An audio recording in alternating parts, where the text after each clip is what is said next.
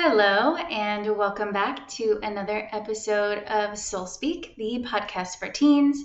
I am your host, Emily Miller, Teen Intuitive. All right, so last week we talked more about reflections and how people are to us the way that we are to us.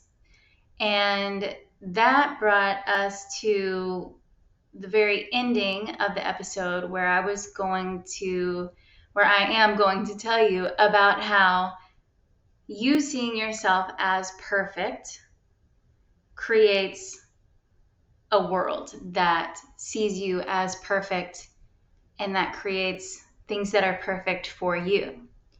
So in this episode, we are going to discuss how to get that. What is it that we need to have for ourselves? How is it that we could see ourselves as perfect when society always tells you, oh, you can't be perfect. Perfect's unachievable, unattainable. You can't be perfect. Nobody's perfect, right? But we are. We are exactly that. Now, their definition of perfection and our new definition of perfection are going to be a little different.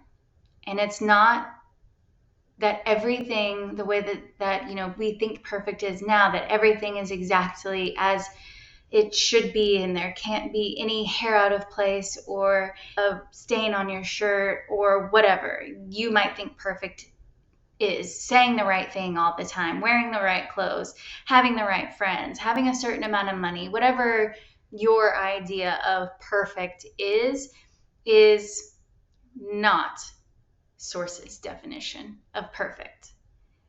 And it's just kind of a lie society has sold us to think that there is some way to achieve this perfection, but you can't do it. You can't have that because really nobody's perfect. But there is this world where everything is perfect in this way that nothing bad ever happens.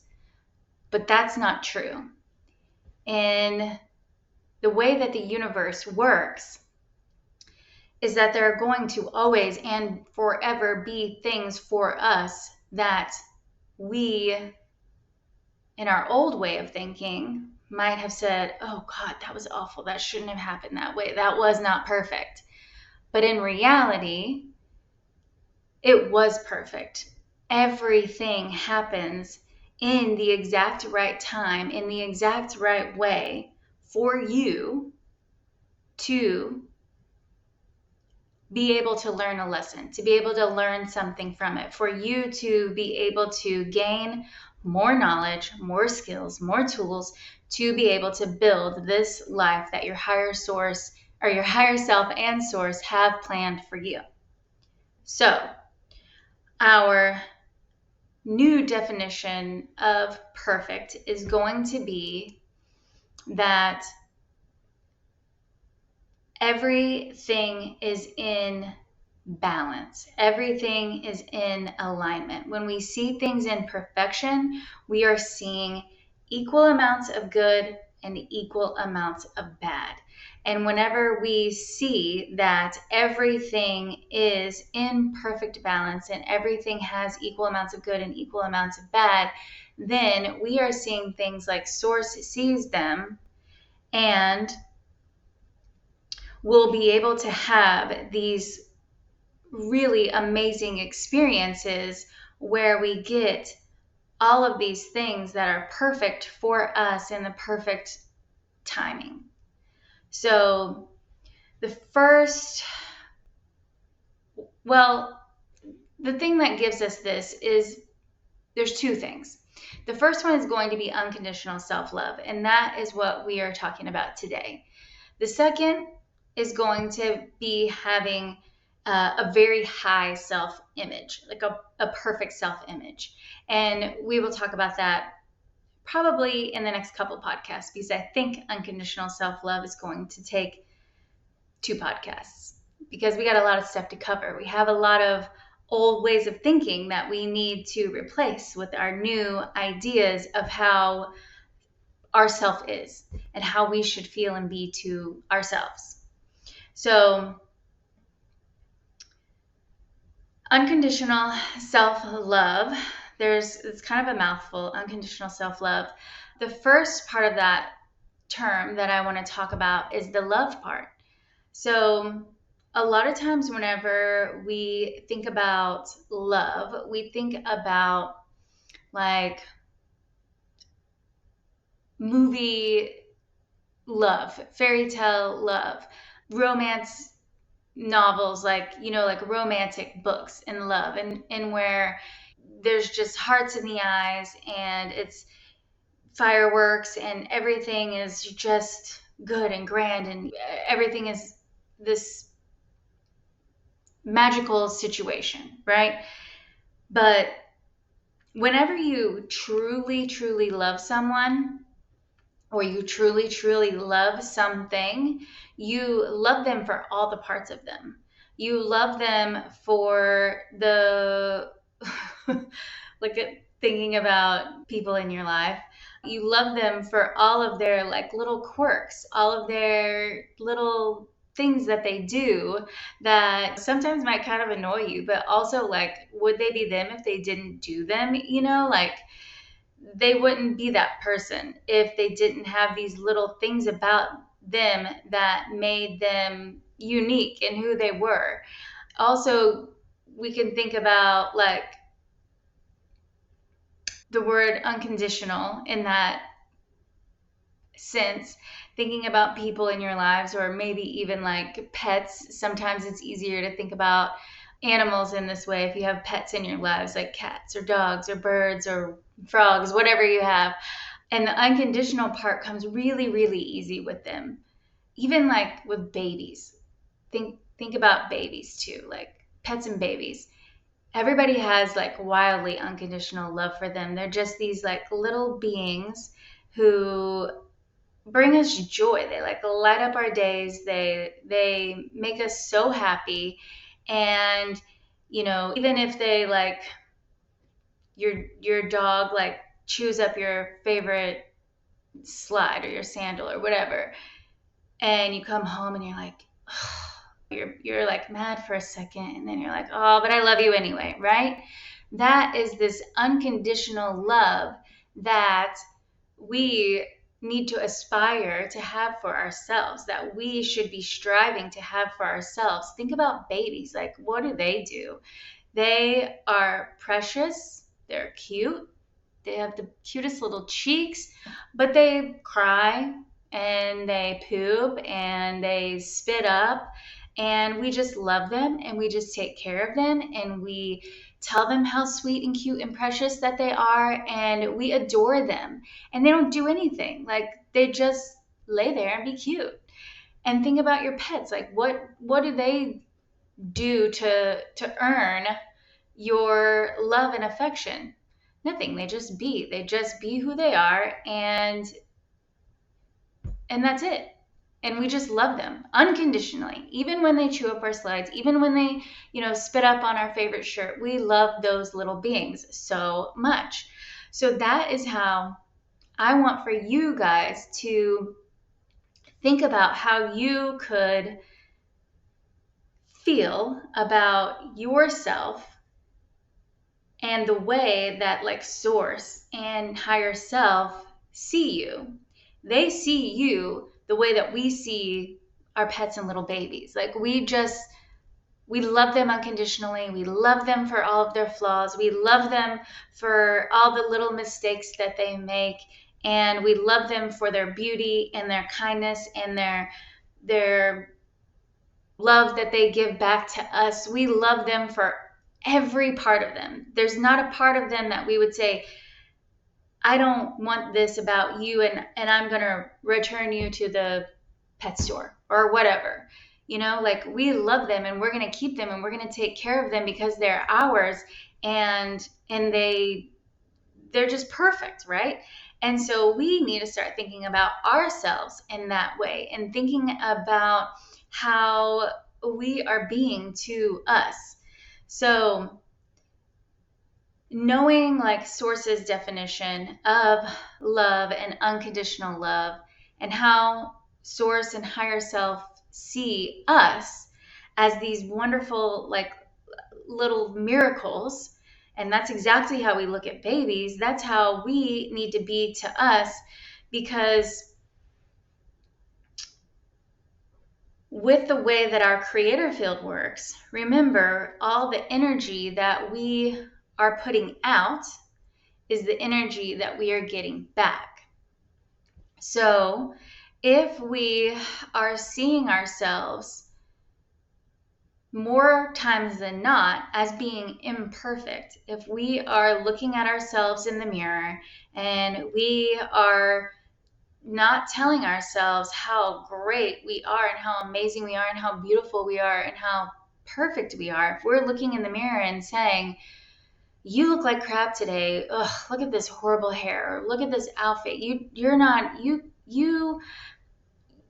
look bad today.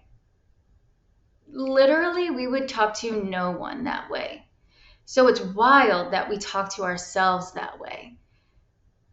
If you're hanging out with your friends and then you come home after that, and then in your head, you're like replaying the whole entire situation. Oh my God, whenever so-and-so said this, I said this back, or I didn't say anything back, or I was trying to tell a funny joke and the words didn't come out right and nobody laughed at it. Or, I heard, so-and-so whispering over there and they were talking about me probably because I did this thing that I perceived as being dumb at the time.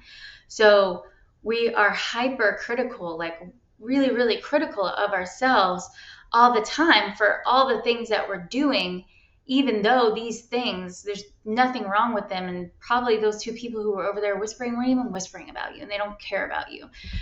I mean, they probably care about you. They don't care about whatever it was that you thought that they were talking about. Like, they might have not even noticed it, So we look at ourselves in the mirrors and we're critical, and we're thinking about how we are in the way that we are with other people, and we're critical, and we're looking at our performances from, maybe you're an athlete, maybe you are a dancer, maybe you go to school and you take a math test and you bomb the math test, or you didn't make the goal or the basket, or you missed a few steps in your performance, or whatever the things are. And then you get finished with it and you beat yourself up over these perceived mistakes that you made during these performances, right? Whatever they are. And so we're very, very hard on ourselves. But think about these things that we love so much, these beings that we love so much, these babies and these dogs, whoever they are, the cats, they go and they do something that we might think, oh God, they shouldn't have done that. They ate up my shoe and I'm mad at them, but it lasts for a second and then you love them. And you go over there and you snuggle them and whatever. You love them so much, you forget about those things and you just continue loving them. So that is what we need to start doing to ourselves, because thinking about how we speak to ourselves and the way that we are critical about ourselves, this was like one of the very first things that I started doing whenever I was learning about all of these like new ways of being and the way that the universe works, is starting to talk to myself in a different way, because I would never ever speak the way that I was speaking to myself to anyone else on this planet. Like, I would never want for them to feel the way that I was making myself feel. I would never walk up to someone, look at them and say, God, you look so fat. Or after they got finished doing some sort of task or activity, they cooked me a meal and I say, oh God, that tastes awful. Why did you even cook that?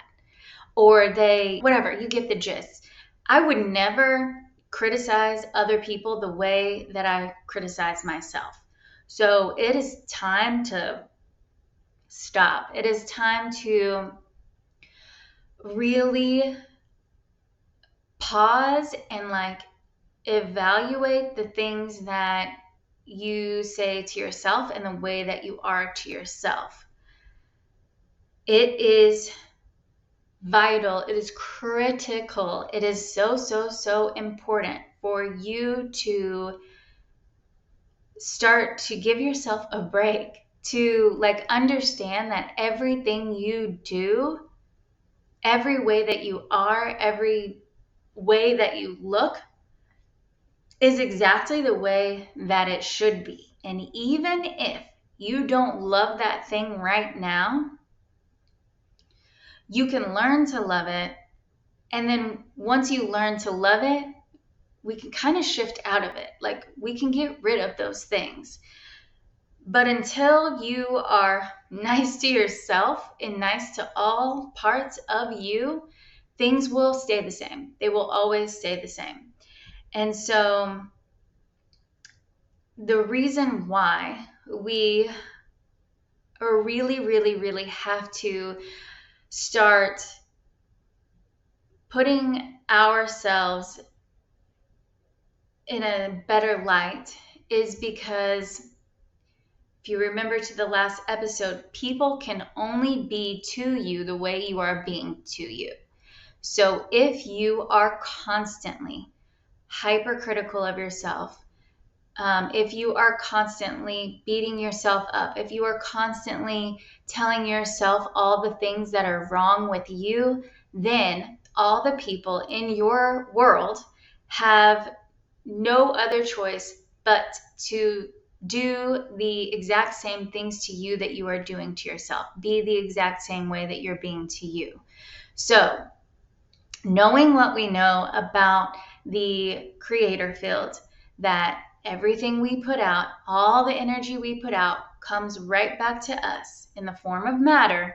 All the people, places, situations, and circumstances and things around us, all of that is just reflecting back to us. It's showing us how we are being to us.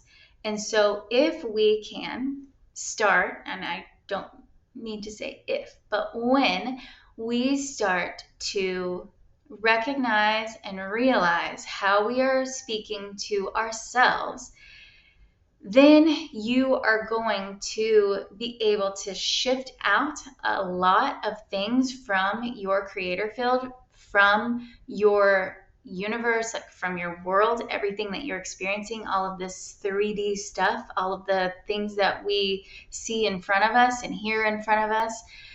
If we can start to see ourselves as perfect and have unconditional self-love for ourselves, then the people around us have no other choice but to have unconditional self-love for us. So think about like back to those little babies. Everybody loves them. Everyone adores them, even whenever they're doing their baby things and screaming at the top of their lungs. Everybody, oh, let me go help them. Let me go pick up that baby and love it so much so it stops feeling bad, right? So we have that unconditional love for those babies. And those babies know human beings are born. We have this knowing within us that we are worthy, that we are worth all of that love, all of that attention, all of that perfectness. We know that. It's not until we go out into society, until we start like learning to speak and understanding language, to where we have instances where we start having people, through no fault of their own, usually, always telling us that something about us isn't right, that we need to change something. And so because we were born that way, and then we are born with the unconditional self-love, and it's taught out of us, basically, like we're shown that we aren't worthy of all of those things by the way that society conditions us to tell us that we should look and be and say and move in ways that aren't our own, that aren't ways that that we were born to be in this world as. So I just kind of went on a tangent about that. But society teaches us that we aren't worthy of this unconditional self-love, but we are. And we just have to come back to that. So that's my job for y'all, is to show you how every single thing about you is perfect and how it's perfect. And then we can come back to that knowing and that belief that we are perfect and have unconditional self-love for ourselves, so that everyone and everything around us can mirror back that, reflect back that unconditional self-love. And imagine a world where you just get unconditional self-love all the time. Everyone around you knows that you're perfect, and they don't care if you mess up, because that mess up is not really a mess up. It's something that is teaching them and teaching you how to be better in this world. And that's it. Like, I can't imagine anything better than having a world where everybody thinks that everything you do is okay. Everything you do is good. Everything you do is perfect, and sees you with this like perfect balance that, you know, every part of you, even the things that you perceive as bad, are actually good. So the first thing that I want for you guys to do with this idea and this new definition of like perfect and the idea of unconditional self-love, I want for you guys this week to really, really take note of how you are talking to yourself. After you get done hanging out with friends, you come home. How do you feel about that? If you think that there's something that you did wrong, sit for a minute with it and be like, no, that wasn't wrong. That was exactly the way that it should be. I should have said those things. I should have been that way. When you look in the mirror at yourself, don't look at yourself and say, this is wrong, this is bad. Find something that you love that you're looking at. Even if it's like you just got done doing your hair and this one little curl was the perfect little curl. Love that curl. And tell yourself something good about yourself. I want for you guys this week to fully and completely just start taking stock of how you're talking to yourself. Start thinking about how you're thinking about you, because we don't really do that. We just have these like things that are running through our heads all the time, and we just go about our days like da-da-da, and just let these programs run wild. And as long as we're letting things run wild, we are not having control. But when we start to realize the things that are floating around in our heads all day, every day, then we start to take the control back. We get to program our creator field. We get to write our own creator field script to give to everybody so that they can play the roles that we want in our lives. So this week, speak kindly to yourself. And next week, I definitely didn't get to tell you all the things I wanted to tell you about self-love. So we are going to come back to this topic next week. And in the meantime, have a gorgeous, gorgeous, gorgeous week.